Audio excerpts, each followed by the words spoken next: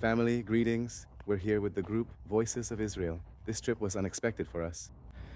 And those who were going to Israel had the chance to visit Jordan. And here we are too. I mean, we're here. Before going to the airport, we said we're going to take a little tour around here. Instead of staying for breakfast, we chose to go out and explore, and here we are. What you see here behind me is the ancient Citadel Palace, the town where the Ammonites lived. Remember that in the scriptures we are told about the Ammonites and the Moabites. Right now, we are walking through the territory of the Ammonites. This is all ancient, which is where the name comes from. Amman was ultimately the capital of the kingdom of the Ammonites, exactly where we are now, and Amman is the modern city today. This is part of the citadel. You can see it all around. I was looking at it and I said it looks like the city of Jerusalem, honestly, on the west side, and also the eastern part of Jerusalem, which is where the Arabs live. And it's exactly almost the same, well, the same buildings, all this area of the Middle East. We are very close to Israel. Israel is right there on the other side of the mountain. Now, we are, geographically speaking, exactly in the place. Here, 200 kilometers away is Syria. Lebanon is close too, also about 200 and something plus Israel. Right next to us, half an hour away from us. And well, Egypt is right below us. And on our other side, Iraq begins, and well, Iran too. A little farther away, they're the ones who are causing this somewhat delicate situation nowadays. And well, here we are.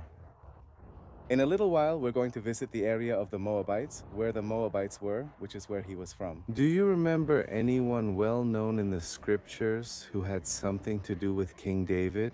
I'll leave it there for you to write in the comments. Who was the person who had something to do with King David and was from Moab?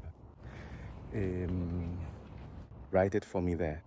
And all of that dates back to the time of Alexander the Great, the Greeks, when they conquered this entire territory of the Middle East.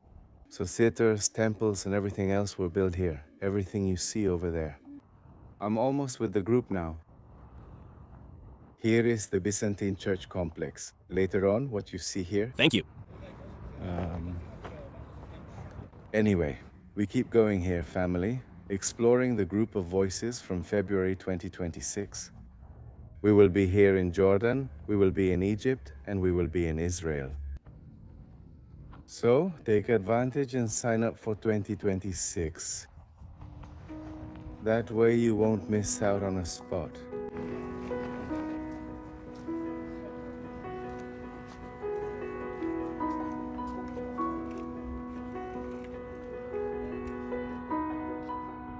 Well, this is what it looks like. I know we have a church here behind the church. Thank you. Now let's go over there.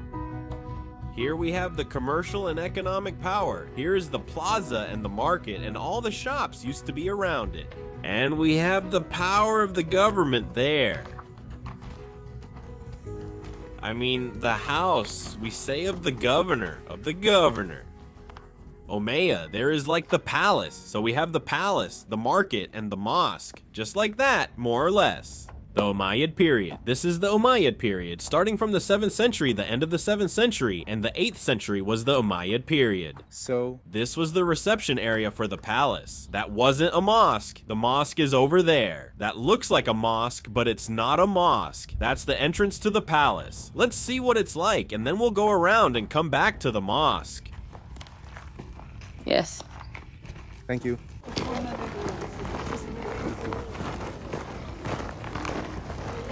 Thank you. Thank you.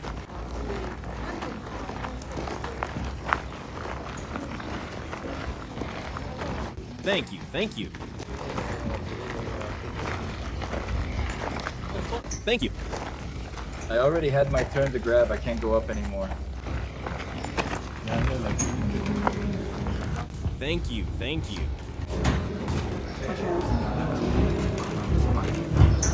Thank you. Thank you.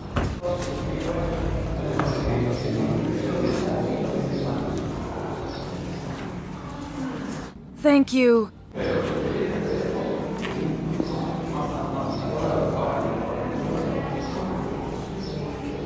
Thank you. Thank you, thank you.